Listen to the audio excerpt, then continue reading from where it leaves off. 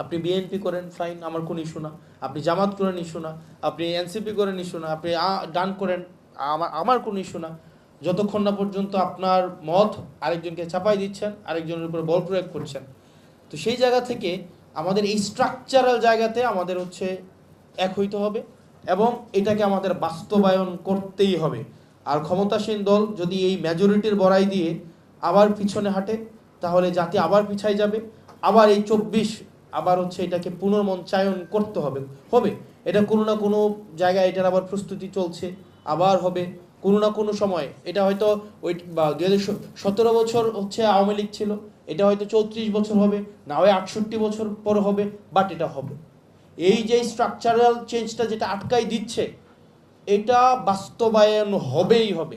এটা ভাবার কোনো উপায় নাই যে মেজরিটি দিয়ে এটাকে আমরা আটকাই দিব, এটার কোনো উপায়ই নাই। তো সেই জায়গা থেকে ক্ষমতাসীন দল যারা আছে তাদের প্রয়োজনে তারা 2024 সালের জুন মাসে, এপ্রিল মাসে, মে মাসে তাদের মনস্তত্ব কী ছিল সেইটার লিটমাস টেস্ট অনুযায়ী তাদের আসলে নেওয়া উচিত। নচেত আমরা দিন শেষে হচ্ছে ক্ষমতার ভাগিদার হয়েছি, আমরা সুবিধাভোগী হয়েছি।